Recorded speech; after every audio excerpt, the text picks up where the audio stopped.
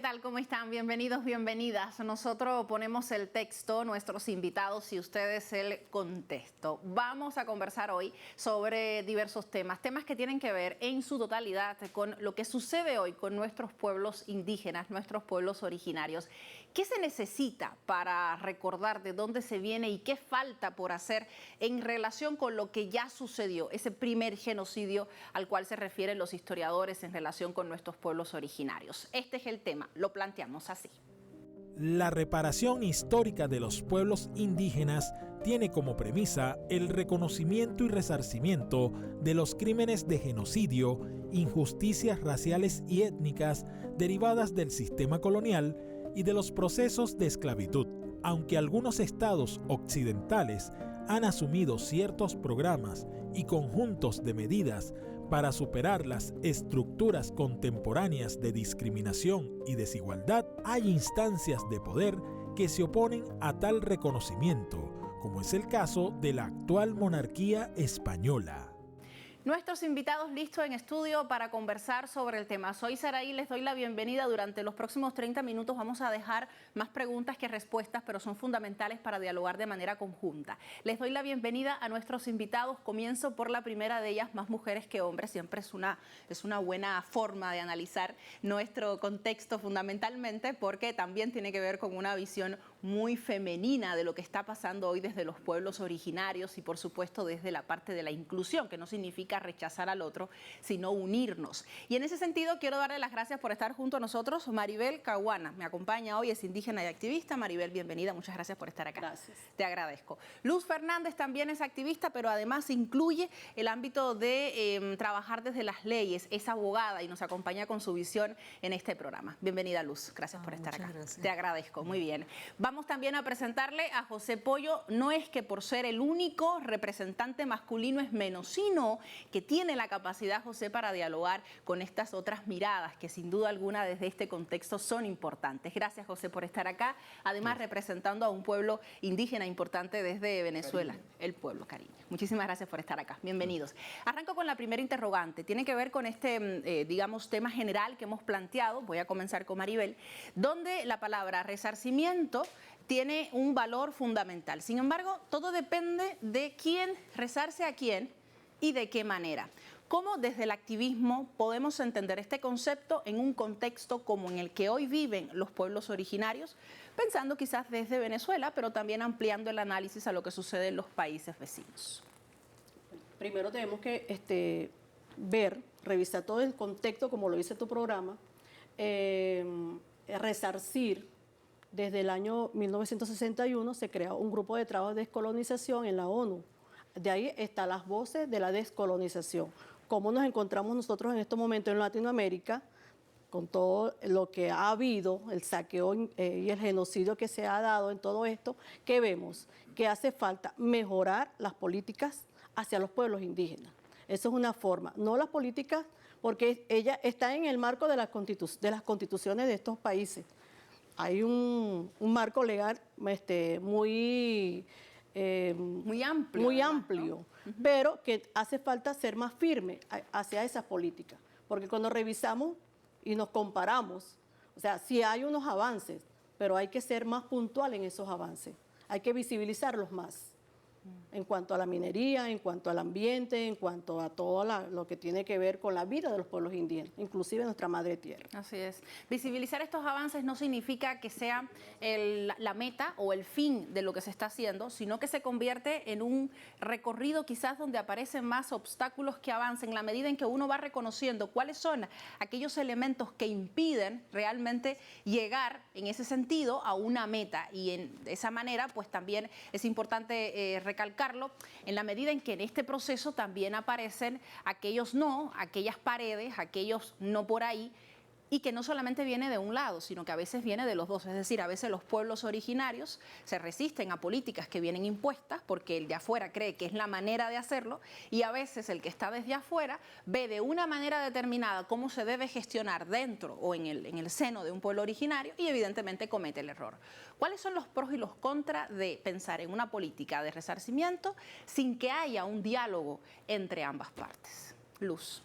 Bueno, en primer lugar, yo creo que es muy importante que haya un reconocimiento real de parte de la cultura no occidental, porque bueno, han habido avances en materia de reconocimiento a través de las leyes. Sin embargo, en la práctica creo que persiste una negación de parte de la sociedad no indígena con respecto a nuestra existencia y sobre todo a nuestros aportes como pueblos originarios, garantes de la identidad de este país, garantes también de la soberanía y sobre todo garantes de la existencia de la misma tierra, como ha sido los conocimientos de los pueblos indígenas para la conservación de la biodiversidad, para la conservación de todos los recursos que hoy en día hacen de nuestro país una potencia energética, ¿no?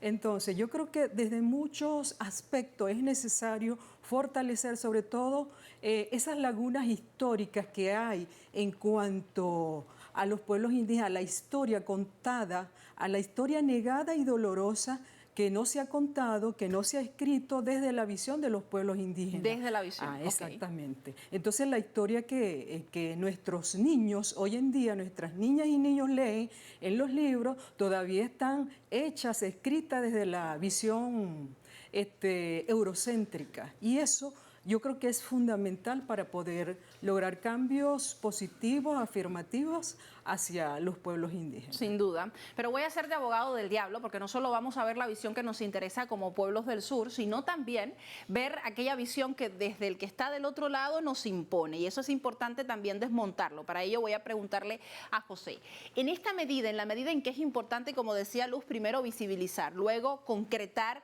aquellas legislaciones que están intentando realizar este proceso de resarcir, digamos, en estas lagunas históricas y todo lo que estamos comentando, José, ¿qué de cierto hay de que en la mayoría de los casos estas políticas se convierten en una ficha para decir desde una institucionalidad que están reconociendo a los pueblos indígenas, pero en realidad no lo hacen así? ¿Qué le dirías o cómo podríamos analizar esa posición que de alguna manera sigue instrumentalizando el aporte, la existencia de los pueblos indígenas? Yupume, Saray, Amaro. Gracias, Saray, por esta oportunidad y podemos decir que, acordemos que tenemos 532 años de pensamiento colonial desde que nos invadieron, que se cumplió ahora el 12 de octubre. Y durante todo ese proceso creemos que nuestro pueblo originario, tanto de Venezuela como de toda nuestra Aviala, que es el continente americano, estamos en ese proceso de descolonización. Y todo tiene que ver también, que todo parte en esa materia, lo que es la institucionalidad, parte de desmontar lo que es el pensamiento del derecho humano, que es el derecho al conquistador, el derecho del opresor, el derecho del invasor. Es decir, un concepto de derecho humano formado desde la persona que conquista. Sí, derechos humanos. No, derechos humanos que nos vienen imponiendo de aquellos tiempos y la cual justamente se han dado estos grandes procesos de los tiempos de independencia, muy recientemente con el insurgimiento de nuestro comandante Hugo Chávez. Creemos que ha habido pues todo un ensamblaje de ese pensamiento liberador en los tiempos de los zapatistas también, en el año 94, y ahora con los procesos constituyentes que han dado origen, en el caso de Venezuela, esos derechos de los pueblos indígenas que están en la Constitución y en las leyes, y así como en otros países que se han dado pues esos encuentros de procesos de cambio profundo como el proceso de Bolivia, del Ecuador, de Colombia y muy recientemente lo que ha hecho el presidente saliente de México, López Obrador, haberse negado a pasar la invitación al rey de España por no pedir perdón ante el pueblo mexicano, el pueblo latinoamericano y ante también la afrenta que hubo en el año hace 2 años con el ascenso del presidente de Colombia, Gustavo Petro, cuando Gustavo Petro sacó o redució el Hospital del Libertador, mientras que los demás presidentes están dando venerancia a esa espada, el rey de España no lo hizo. Y eso también lo consideró López Obrador como una afrenta a la cual no lo invitó para la toma de posesión de la presidenta actual, Claudia Sheinbaum, y creemos que eso es parte de lo que es la dignificación de los pueblos indomestizos, los pueblos sometidos, secuestrados desde África y de aquí, para que lograr esa descolonización. Y se está dando esos procesos. Creemos que estamos en esos caminos de que la institucionalidad igualmente tiene que partir de que nuestros presidentes, nuestros personalidades que están al frente de nuestras instituciones, todos tienen que ver lo que es descolonizar también su conducta y su pensamiento y no repetir lo que han estado haciendo los dominadores, tanto que están en Europa como en los Estados Unidos, que siempre quieren imponer su punto de vista hacia nuestro país. Y es lo que está pasando ahorita justamente en estos momentos con la masacre que está pasando allá en Medio Oriente, con los compañeros hermanos palestinos, por un pensamiento colonialista, sionista, de someter al mundo a su punto de vista. Creemos que hay pues una casi similitud de lo que pasó hace 532 años con lo que está pasando ahorita en el Medio Oriente. Es interesante lo que menciona José y con ello voy a volver con Maribel y luego de la pausa, Luz, voy a seguir contigo. Antes de irnos a la pausa, quisiera repetir de alguna manera una idea, pero hacerla en colación con otro contraste, digamos. ¿De qué le sirve hoy a los pueblos indígenas originarios, pensando desde nuestro continente, un pedido de perdón de un señor que todavía se sigue llamando rey en un contexto como este? ¿Cuál es el nivel simbólico que tiene un pedido de perdón desde una posición como la que ocupa un supuesto rey, que sigue siendo rey desde esta época de la que estamos hablando y a la que desde nuestra perspectiva no le reconocemos absolutamente su posición? Porque para lo que está sucediendo hoy en el mundo, para las victorias que hemos logrado como pueblos originarios, como naciones libres de aquel colonizador, ¿quién es el rey? Recuerden que es algo simbólico, ese perdón, independientemente de todo el daño que han ocasionado. Es una monarquía que está configurada a través de genocidios, todo su poder, todo el saqueo, todo lo que han hecho. Sobre eso han O sea, erigido necesitamos un perdón de ellos. Viéndolos así, yo creo que no nos hace falta ese perdón, porque eso es sangre, eso es robo, eso es saqueo, eso es marginalidad, eso es abuso y sobre todo lo que quisieron imponer aquí, el colonialismo, que es lo que está imperando, pues. Pero como conscientes de todo eso, yo creo que un perdón de esa monarquía, nosotros en Venezuela, inclusivemente en la Vía Yala, pues, creo que no hace falta. Hemos sido los protectores del planeta, que es algo grandioso, es algo más relevante, es algo más positivo. Y yo creo que nuestra espiritualidad está mucho más allá de eso. Creo que no solamente, creo que sería algo insignificante pedir un perdón ahorita a 532 años. ¿De qué nos serviría a nosotros eso? Yo creo que más bien les serviría a ellos, no a nosotros, a los pueblos originarios, en todo lo que es el contexto de nuestro planeta, porque no podemos hablar de un solo país. Tenemos que hablar de todos los pueblos indígenas que existen en nuestro planeta. Quizás un buen perdón o un perdón real, y con Luz lo converso a la vuelta de la pausa, tendría que ver con detener este genocidio que tiene lugar ahora mismo, como mencionaba José, contra el pueblo de Palestina, detener los ataques contra el pueblo libanés, contra Siria, detener el constante robo de los recursos naturales del continente africano. Es decir, si realmente existe una voluntad de pedir perdón, quizás la forma, ¿no?, de demostrarlo puede ir por este otro lado, porque como bien decías, Maribel, han construido su imperio sobre la base del saqueo y de mucha sangre de nuestros hermanos. Y es un tema importante incluso para recordarlo en estos días donde han celebrado el Día de la Hispanidad, han celebrado la colonización, han celebrado el Día de los Pueblos Indígenas, cuando en realidad por el otro lado hacen todo lo contrario. Voy a conversarlo a la vuelta contigo, Luz. Hacemos una pausa y a la vuelta seguimos con más En Texto y Contexto.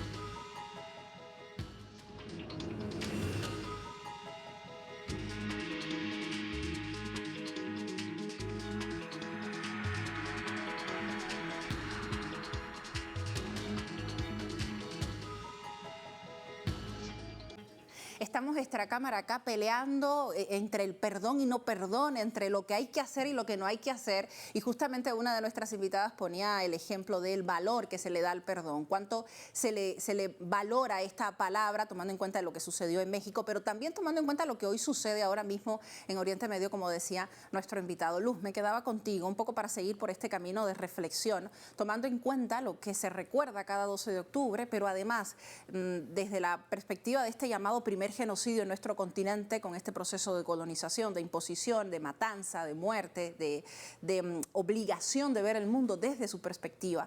¿Cómo lo podríamos entender hoy? ¿Consideras, sí o no, quizás no tanto, que debería ir por esa línea, la línea no solo de un perdón simbólico quizás o de una entrega constante digamos, de patrimonio arqueológico robado y saqueado de nuestro continente, sino ir directamente a la médula de lo que hoy sigue haciendo Europa desde el continente americano y desde el continente africano? ¿Cómo lo ves?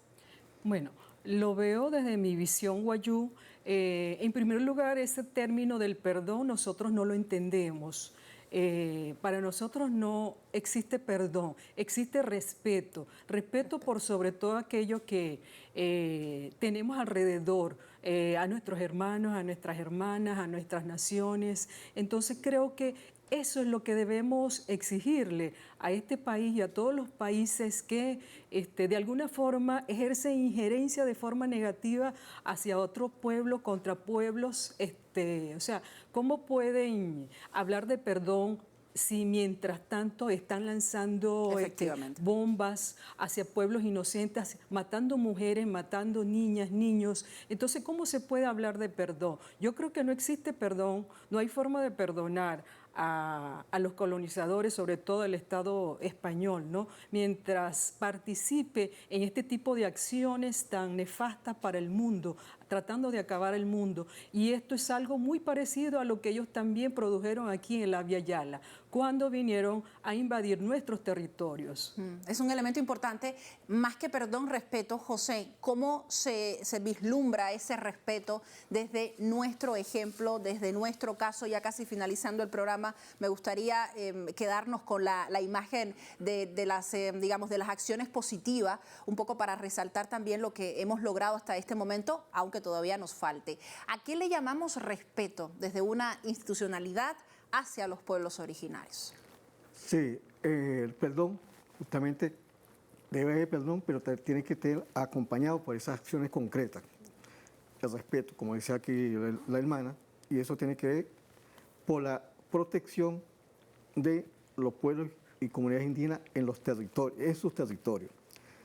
Como sabemos históricamente, nuestros territorios han sido poseedores donde hemos estado siempre los recursos naturales, riqueza que siempre ansían las potencias extranjeras.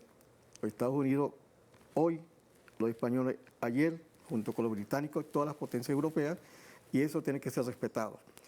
Y mientras nos saquean, porque el saqueo sigue por distintas vías, pero entonces tiene que haber este respeto. Y una de ellas tiene que ver con los procesos de demarcación, en el caso nuestro, que tiene que culminarse, que tiene que avanzar en una acción concreta. Igualmente que en otros países, por ejemplo...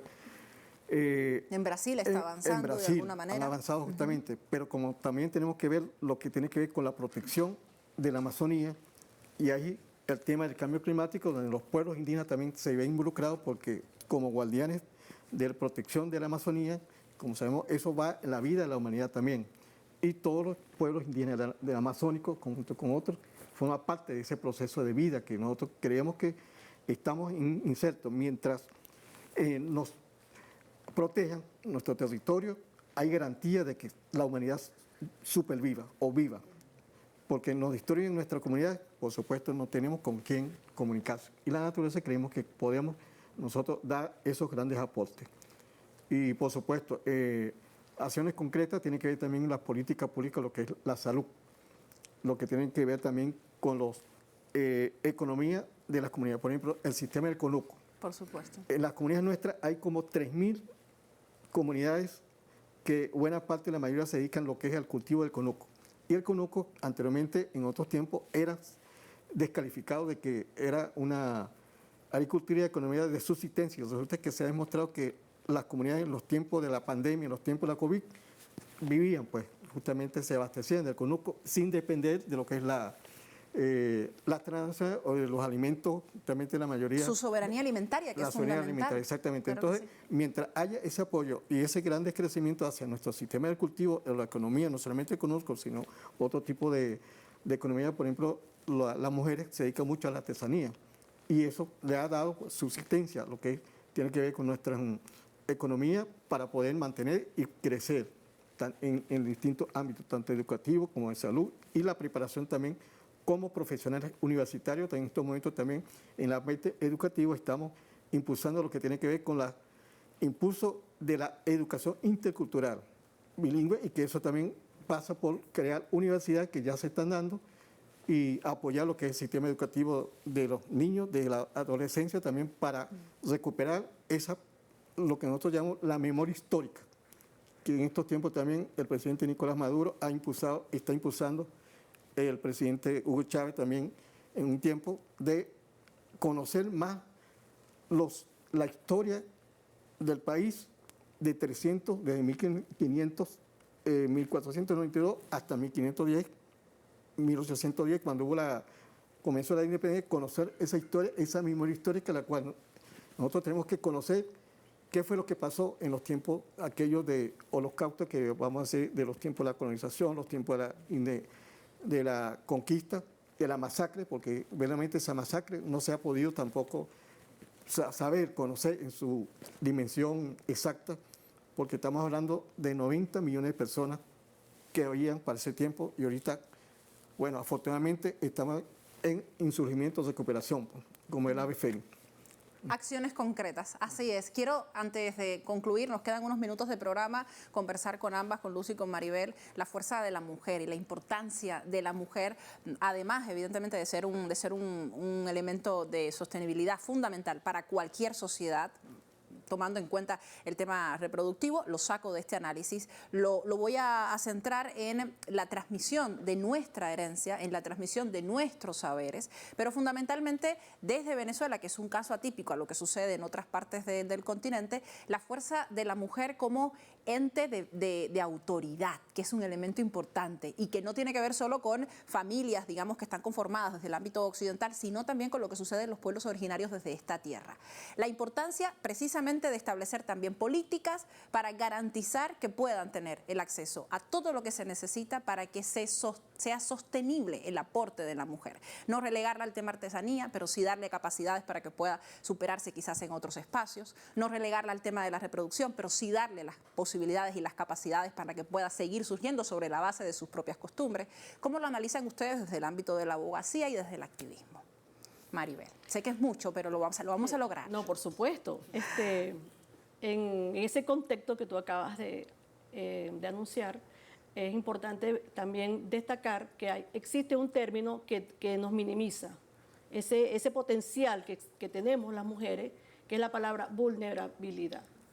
Yo creo que es una palabra, o sea, nos pone minorías vulnerables.